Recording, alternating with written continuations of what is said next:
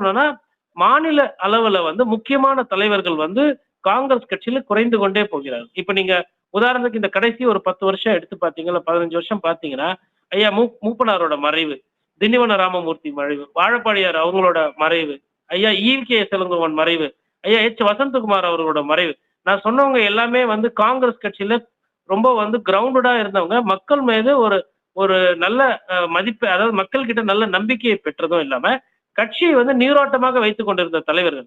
அப்போ ஒவ்வொரு ஆளுமைகளா மறையும்போது, நீங்க இளம் கட்ட ஆளுமைகள வந்து உருவாக்கணும். ஆனா மாறாக நீங்க என்ன பண்ணியிருக்கீங்கன்னா, மாணிக்கம் தாக்கூர் போன்றவர்கள், செல்வ பெருந்தகை போல, அதாவது அந்த அளவுக்கு ஈடு குடுக்க முடியாத அளவுக்கு தலைவர்கள் இவர்கள்.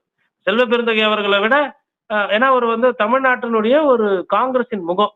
நாளைக்கு ஒருவேளை திமுக பிடிக்கல மக்களுக்கு அப்படின்னா, காங்கிரஸ் ஒரு ஆப்ஷனா இருக்கணும். ஆனா செல்வ பெருந்தகை எப்படி செயல்படுறாரு அப்படின்னு பார்த்தீங்கன்னா, அவரு ஒரு கட்சி தலைவரா இருக்கார். அவ்வளவுதான். ஒரு காங்கிரஸ் பேர் இயக்கத்தினுடைய ஒரு முதன்மை